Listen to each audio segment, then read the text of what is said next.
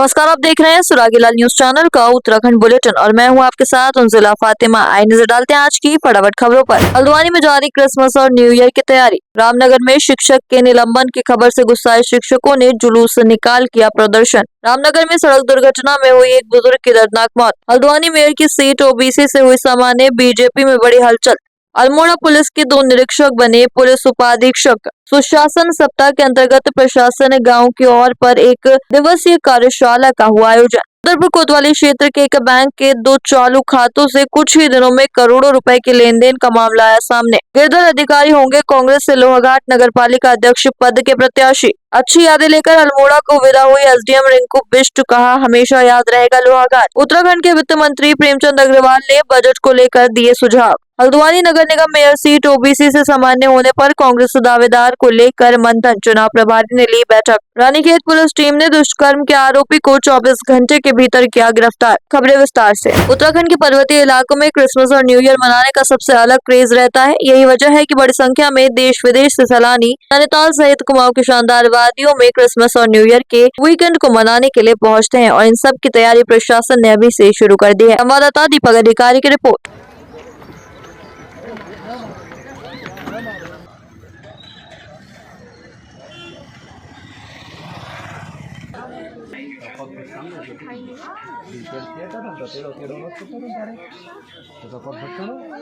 का और इस वक्त काफी आवाजाही रहती है। इनफैक्ट वीकेंड्स तो पहले से ही भरने लग गए हैं और होटल्स में भी अच्छी ऑक्यूपेंसी है, अच्छी सजावट की गई है, अच्छे अट्रैक्टिव पैकेजेस दिए जा रहे हैं। और क्रिसमस और न्यू ईयर पे प्रशासन पुलिस के लिए 2-3 तरह के चैलेंजेस होते हैं। सबसे पहला तो होता है ट्रैफिक जैम्स का और पार्किंग का। दूसरा हमारा होता है रैश ड्राइविंग का, या फिर इस दौरान शराब पी के गाड़ी चलाना, उससे होने वाले एक्सीडेंट्स। कई बार इसमें खराब मौसम जो है वो भी जुड़ जाता है तो और चैलेंजेस बन जाते हैं। तो इस सब को लेके सभी डिस्ट्रिक्ट्स ने अपनी अपनी तैयारी कर ली है। डिस्ट्रिक्ट मजिस्ट्रेट्स ने, एसएसपीज ने पार्किंग के स्थान दिखवा लिए हैं। साथ ही साथ नैनीताल के अंदर ऐसे एलिमेंट्स जो बड़ी संख्या में 2 व्हीलर्स से आ रहे हैं, बुकिंग का कोई प्रूफ नहीं है, तो उनके लिए भी उचित तरीके से पुलिस यहाँ पे कार्रवाई कर रही है। कुछ जगहों पे उनको रोका भी जाएगा। लेकिन मेरी अपील पब्लिक से केवल इतनी है, जो लोग यहाँ पे आ रहे हैं जरूर अपनी बुकिंग्स आप लोग इंश्योर करें। और सेकेंडली दूसरा मेरा ये कहना है यहाँ पे कि ड्रंकन ड्राइविंग कोई ना करे। काफी एक्सीडेंट्स इसमें होते हैं। कोई रैश ड्राइविंग कोई ना करे।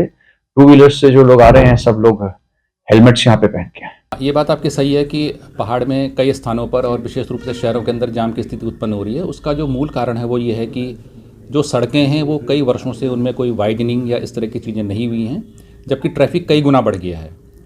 अब जो हमारा वीकेंड ट्रैफिक है वो भी काफ़ी अधिक संख्या में बढ़ रहा है, क्योंकि हाईवे बढ़ने के कारण जो रीच है वो काफ़ी बढ़ गई है दिल्ली से, और 200-300 किलोमीटर से भी लोग एक दिन में यहाँ पर आसानी से पहुँच जा रहे हैं। तो निश्चित रूप से जब वाहनों का प्रेशर बढ़ेगा तो जाम की संभावना भी बढ़ती है। इसके लिए समय समय पर हम लोग विभिन्न उपाय करते रहते हैं।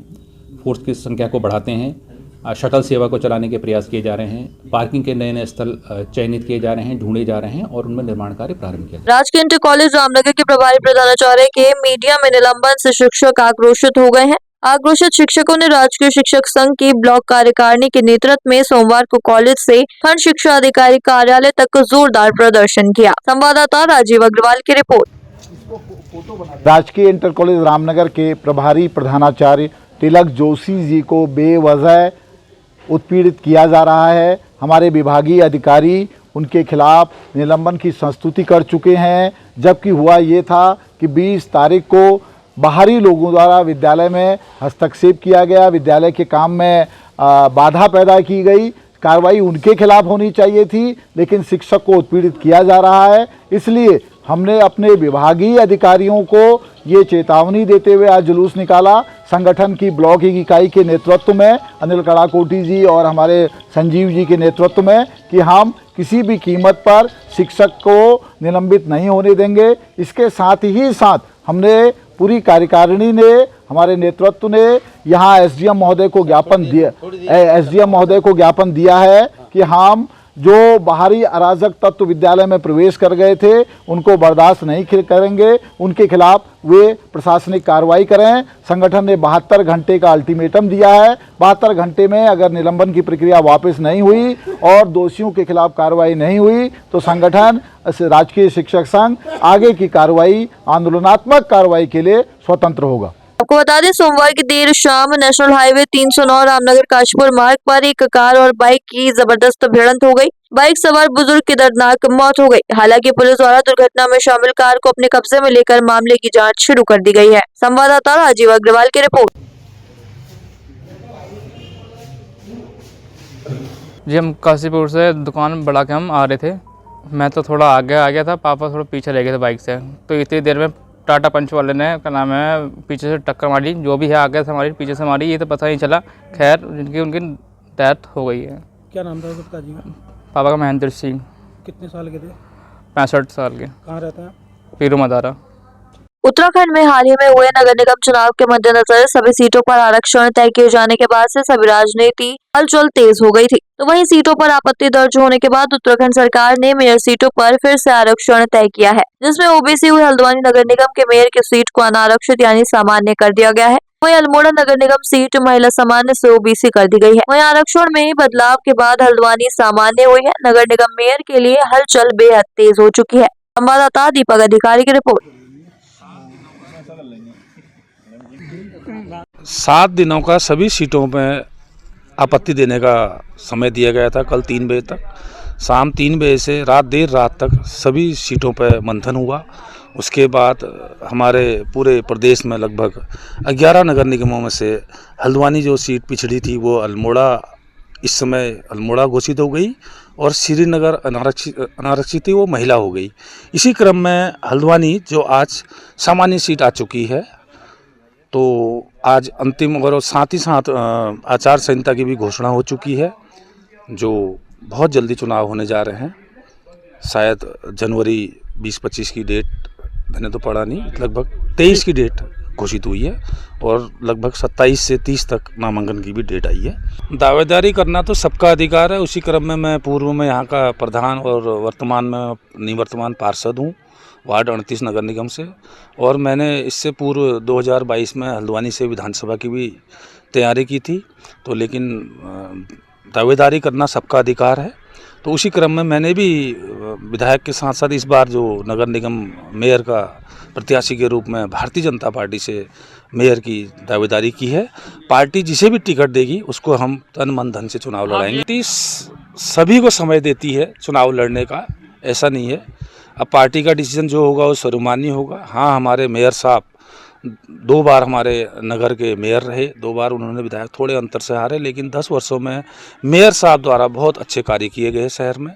उन्हीं कार्यों को जो अवशेष हैं उनको आगे बढ़ाया जाएगा। अगर पार्टी हमें मौका देगी तो अवश्य हम पार्टी के उसमें खरे उतरेंगे। जनपद अल्मोड़ा में नियुक्त निरीक्षक नारायण सिंह व निरीक्षक अजय लाल शाह को पुलिस उपाधीक्षक पद पर पदोन्नति मिलने पर एसएसपी अल्मोड़ा देवेंद्र पींचा द्वारा दोनों अधिकारियों को पुलिस उपाधीक्षक पद के अलंकरण से अलंकृत कर बधाई देते हुए अग्रिम दायित्वों व उज्जवल भविष्य के लिए शुभकामनाएं दी गयी। संवाददाता हेमंत मेहरा की रिपोर्ट। सुशासन सप्ताह के अंतर्गत प्रशासन गांव की ओर पर एक दिवसीय कार्यशाला जिलाधिकारी नितिन सिंह भदौरिया की अध्यक्षता में डॉक्टर एपीजे अब्दुल कलाम सभागार में आयोजित की गई। कार्यशाला में सलाहकार राजस्व परिषद उदयराज सिंह द्वारा प्रतिभाग किया गया। कार्यशाला को संबोधित करते हुए जिलाधिकारी ने कहा कि सुशासन सप्ताह के अंतर्गत प्रशासन गांव की ओर भारत सरकार व राज्य सरकार की महत्वपूर्ण योजना है। सभी योजनाओं को धरातल पर उतारने एवं समाज के अंतिम छोर पर खड़े व्यक्ति तक योजनाओं का लाभ पहुंचाने हेतु सभी अधिकारी समन्वय बनाते हुए संजीदगी से कार्य करें। संवाददाता दुर्गेश तिवारी की रिपोर्ट। अपनी पहचान और मजबूती था, कभी 1000-1200 मिलता था। भारत सरकार और स्टेट गवर्नमेंट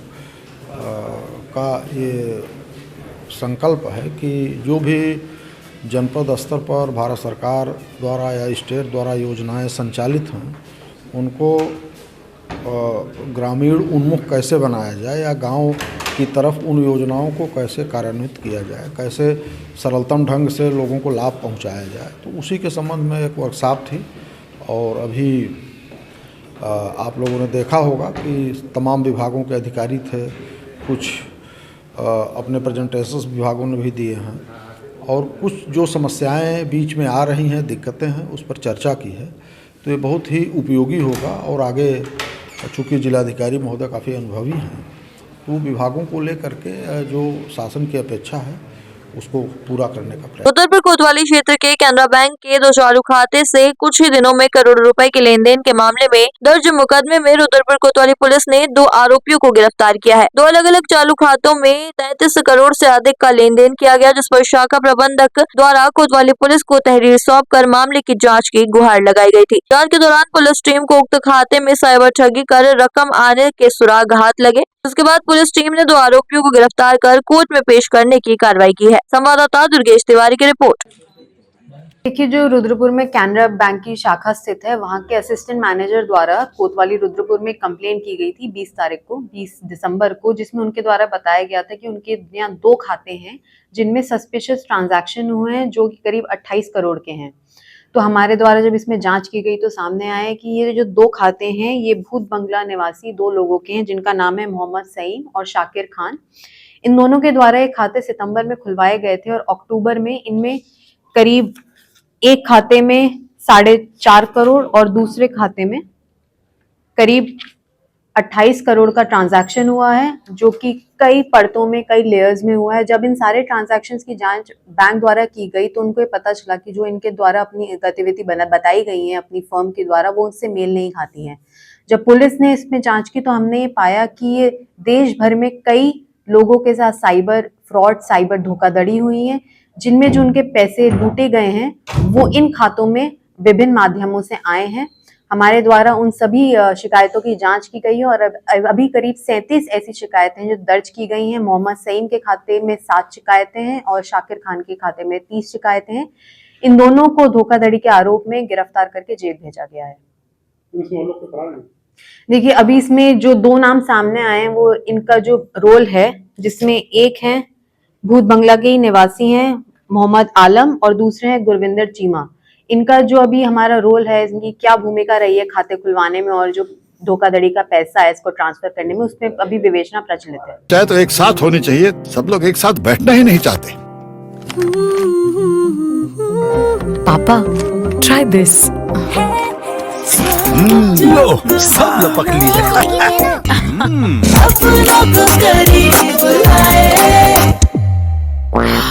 ये क्या हाल कर दिया है रूम का? बस कल से चाय मेरे रूम में। देवर पान नमकीन।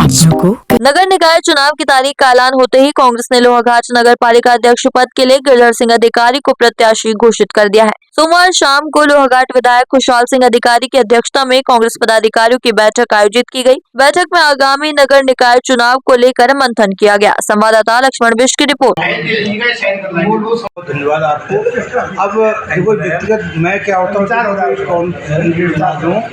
कोई कैंडिडेट ना हो या ना हो, ये हमारे शीर्ष लोग हैं इस नगर के, सभी लोग यहाँ पर, सम्मानित लोग यहाँ पर बैठे थे।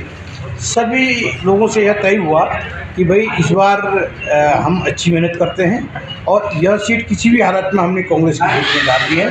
तो सर्वसम्मति से यह तय किया गया कि गिरधर सिंह अधिकारी जी एक हमारे विधा चेहरा जो यहाँ पर हैं, जो जनसेवा करते रहते हैं और गरीबों के मसीहा माना जाते हैं। इस बार सर्वसम्मति से तय किया गया कि इस नगर पंचायत का अध्यक्ष का दावेदार हमारे श्री गिरधर सिंह अधिकारी जी होंगे। ये पूरी हमारे जो यहाँ के नगर के शीर्ष नेता सबके द्वारा तय किया। आज कांग्रेस की एक बैठक संपन्न हुई, जिसमें हमारे क्षेत्रीय विधायक माननीय खुशहाल सिंह अधिकारी जी और कांग्रेस के वरिष्ठ लोग यहाँ पर उपस्थित थे। बहुत विचार मंथन करने के बाद एक ऐसे व्यक्ति का नाम आया जो हमेशा समाज सेवा में जिनका अपना स्थान रहा है, श्री गिरधर सिंह अधिकारी जी को, जो कांग्रेस के लोग उन्हें यहाँ पर अपना योग्य उम्मीदवार बनाना चाहते हैं। और माननीय विधायक जी की जो कल्पना है कि जो मेरे कार्य, जो विकास कार्य चालू किए गए हैं कि नगर में भी मेरा आदमी होना चाहिए करके, और उन विकास कार्यों को हम आगे बढ़ा सकें। चाहे लोहाघाट की पेयजल समस्या का मुद्दा हो, लोहाघाट की जमीन संबंधी मुद्दा हो, लोहाघाट की स्वास्थ्य संबंधी जो मुद्दे हैं, इन मुद्दों को हम प्राथमिकता से रखने के लिए मुझे भी एक साथी की ज़रूरत है। और हम लोहाघाट की जनता से आशा करेंगे कि एक ऐसा सुयोग्य उम्मीदवार यहाँ पर दिया है हमने कि जो आपके दिलों में उतरेंगे और लोहाघाट के विकास की नई कथा लिखेंगे। एसडीएम लोहाघाट रिंकू बिष्ट का एसडीएम अल्मोड़ा के पद पर तबादला होने के बाद आज सोमवार को उनके सहकर्मियों, जनप्रतिनिधियों व व्यापारियों ने उन्हें भावभीनी विदाई दी। तहसीलदार जगदीश नेगी की अध्यक्षता व राजस्व उप निरीक्षक मोहित मेहता के संचालन में आयोजित विदाई समारोह कार्यक्रम में शामिल सभी लोगों ने एसडीएम रिंकू बिष्ट के 3 साल के कार्यकाल की सराहना की। संवाददाता लक्ष्मण बिष्ट की रिपोर्ट। को पता है लोहाघाट वासियों की वो बहुत ही उनकी कार्यशैली बहुत ही सराहनीय थी। उन्होंने हम लगातार जनहित में कार्य किया और जैसे हमारा चंपावत जनपद है जो सीएम सर का जिला है, तो एक टाइम में उनके पास पूरे चंपावत जनपद की जिम्मेदारी थी। उन्होंने बखूबी अपनी जिम्मेदारियों को निभाया, लगातार नियमों से ऊपर उठ के जनहित में कार्य किया। तो मैं मैडम को शुभकामनाएं देती हूँ। अच्छा कार्यकाल रहा मैडम का और हम सभी को हमेशा इनसे प्रेरणा मिलती रही और जो भी यहाँ पर कोई भी समस्या आई तो हम मैडम के पास गए, चाहे वो व्यापारियों से संबंधित हो या जनमानस से संबंधित हो, तो मैडम ने अपनी तो दिखा करके और उसका समाधान करने का प्रयास किया और बहुत ही अच्छी कार्य प्रणाली रही। और लोहाघाट में पूरे समय जब भी रही और यहाँ पर लगा कि हमारा एक अधिकारी ऐसा है जो हमारी बात को सुन सकता है और इन्होंने वास्तव में एक अधिकारी न होकर एक घर के सदस्य की तरह से हम लोगों के साथ व्यवहार किया। और मैं जहाँ भी ये रहें इनके उज्जवल भविष्य की कामना करता हूँ और शुभकामनाएं देता हूँ। ऐसे अधिकारी की लोहाघाट में आवश्यकता है। मैं मैम से निवेदन करूँगा कि पुनः उच्च पद में आकर के हमारा प्रतिनिधित्व करें। इस जिले को आपकी सेवाओं की और आवश्यकता है। मैं आपकी बहुत बहुत शुभकामनाएं देता हूँ। आने वाले आम बजट को लेकर केंद्रीय वित्त विभाग के द्वारा सभी राज्यों से सुझाव मांगे गए हैं। उत्तराखंड के वित्त मंत्री प्रेमचंद अग्रवाल ने जानकारी दी कि बजट को लेकर उत्तराखंड की ओर से उन्होंने कई सुझाव दिए हैं। वित्त मंत्री प्रेमचंद अग्रवाल का कहना है कि उत्तराखंड में कई परियोजनाएं केंद्र से आधारित हैं, जिनका बजट बढ़ाए जाने की जरूरत है। संवाददाता सुनील राज की रिपोर्ट। देखिए, मेरी जैसलमेर 2 तरह की बैठक थी, एक प्री बजट को लेकर और एक जीएसटी काउंसिल को लेकर। प्री बजट में मैंने अपने उत्तराखंड के संदर्भ में 11 बिंदुओं पर अपनी बातचीत रखी। जैसे हमारे यहाँ आप जानते हैं कि पहाड़ी और तराई 2 तरह के क्षेत्र हैं और तराई क्षेत्र में कई जगह पानी का बड़ा अभाव जैसे रहता है और उसके लिए आप जानते हैं हमने सौंग बांध परियोजना यहाँ पे उसको स्वीकृति दी थी, जिसका लागत 25 करोड़ की थी, जिसमें अभी हमें 100 करोड़ रुपये मिला है। हमने आग्रह किया कि हमें और पैसा मिले ताकि, और इसके साथ साथ जो हमारा तराई क्षेत्र है वहाँ पे और पैसा मिले ताकि हमारे उस क्षेत्र की जो भी समस्याएं हैं उस पानी के रूप में उसको हम लोग ठीक ठाक कर सकें। और ऐसे हमारे यहाँ चूँकि पर्यटन प्रदेश भी है, तीर्थाटन प्रदेश भी है, यहाँ हमारी पॉपुलेशन 1.25 करोड़ है और फ्लोटिंग पॉपुलेशन जो 5-6 गुना ज़्यादा हमारे यहाँ आती है। जैसे कुंभ कभी लगे, कावड़ यात्रा हर वर्ष रहती है, तीर्थाटन के लिए और भी हमारे 4 धाम यात्रा है, स्नान है, या दूसरे रूप में कहें तो हमारे यहाँ पर्यटन है। तो उसमें हमारे रख रखाव और तमाम चीज़ों की व्यवस्थाएं हैं, साफ़ सफाई है, उनके लिए यातायात है। इसके लिए भी मैंने कहा कि कुछ हमें फंड मिले ताकि हम लोग उसकी ठीक से व्यवस्था कर सकें। इसी प्रकार और बिंदुओं में मैंने बात की। हल्द्वानी में नगर निगम की सामान्य सीट होने के बाद भाजपा में ही नहीं बल्कि कांग्रेस में भी जमकर सियासी घमासान चल रहा है। आज कांग्रेस के स्वराज आश्रम में निकाय चुनाव प्रभारी गोविंद सिंह कुंजवाल के समक्ष मेयर के दावेदारों और पार्षद के दावेदारों से रायशुमारी का दौर शुरू हुआ। इसमें कांग्रेस के मेयर के दावेदार अपने अपने समर्थकों के साथ जमकर नारेबाजी करते हुए नजर आए। हल्द्वानी में जहाँ विधायक सुमित हरदेश ने कहा कि पार्टी जिस किसी व्यक्ति को टिकट देगी पूरे कार्यकर्ता और वह स्वयं दिलोजान से उस व्यक्ति को चुनाव लड़ाकर हल्द्वानी नगर निगम का मेयर बनाएंगे। संवाददाता दीपक अधिकारी की रिपोर्ट।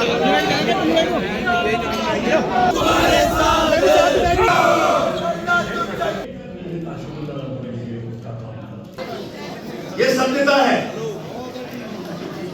देखिए, भारतीय जनता पार्टी इतनी परेशान है, उसकी सरकार भी परेशान है कि वो बार बार आरक्षण को बदल रही है, आरक्षण को बार बार बदल रही है। और अब अंतिम आरक्षण कल आया है, उसके आधार पर हम आज सूची तैयार कर रहे हैं। ये पीसीसी को नाम चले जाएंगे और मैं समझता हूँ कल परसों में जो है प्रत्याशी घोषणा हो जाएगी। परसों तक पार्टी कितनी मजबूती और एकजुटता से चुनाव लड़ने जा रही है? चुनाव को हम बिल्कुल जीतेंगे और नगर निगम के चुनाव को किसी भी हालत में कांग्रेस जीतने जा रही है, इसको कोई हरा नहीं सकता। कार्यकर्ताओं की मांग है कि जो पुराने और जमीनी कार्यकर्ता है उन लोगों को बिल्कुल, जो जमीनी कार्यकर्ता है, निष्ठावान कार्यकर्ता है, ईमानदार है, जमीन में काम करता है, लोगों के काम करता है, जनता की सेवा करता है, ऐसे कार्यकर्ता का चयन होगा। देखो, मेरा पूरा जीवन यहाँ इसी शहर में बीता, सब खुली किताब है। कहाँ मैं छात्र संघ की राजनीति से छात्र संघ का अध्यक्ष और सचिव, उसके बाद मैंने उत्तराखंड आंदोलन से लेकर करके कांग्रेस का दामन मैंने हमेशा थामे रखा। मैं फिर कहता हूँ, बहुत झंझावात ऊपर नीचे आते रहते हैं, बट मैं उन सब चीज़ों को भूल गया हूँ। मैं ये चाहता हूँ कि आप अपनी आज मुझे लगता है कि वास्तव में अगर आप अपनी साख और अपने स्वाभिमान पर अगर आप उम्मीद करते हैं कि एक ना एक दिन आपको सफलता मिले, तो आज मुझे लगता है वो सफलता जरूर मिलेगी। मुझे उम्मीद है कि मेरा जो नेतृत्व है, हमारे माननीय विधायक गण है, हमारे शहर का नेतृत्व है, हमारे प्रदेश का नेतृत्व है, हमारे जो यहाँ के प्रभारी महोदय हैं, वो सब इस बात को समझेंगे कि मुझ जैसे गदने कार्यकर्ताओं को टिकट मिलता है तो न्याय जरूर करूंगा पद से। कांग्रेस में कभी भी उत्साह की कमी नहीं रही है और हम लोगों ने कभी भी उत्साह में कमी नहीं छोड़ी, कार्यों में कमी नहीं छोड़ी। सामाजिक कार्य हो, लोगों की मदद हो, हमारे कार्यकर्ता दिन प्रतिदिन हर जगह उपस्थित रहे। ये आज, क्योंकि आज दावेदारी है, आज दावेदारी के अलावा कांग्रेस को एक चयन प्रक्रिया की जो हमने शुरुआत करी है और जिस तरीके से सीट में बदलाव हुआ है, मैं भाजपा के लोगों से भी कहना चाहता हूँ कि एक इतने सीनियर व्यक्ति के साथ, एक ऐसे पुराने व्यक्ति के साथ जो आपकी पार्टी का अभिन्न अंग रहा है, उसके साथ जो भेदभाव हुआ है, आज मेरी सद्भावना उस व्यक्ति के साथ है। आज कहीं ना कहीं दिल से मेरे को बुरा लगा है कि ऐसे व्यक्ति के साथ ऐसा खेल हुआ। चाहे तो एक साथ होनी चाहिए, सब लोग एक साथ बैठना ही नहीं चाहते। पापा, ट्राई दिस। लो, सब लपक लिए।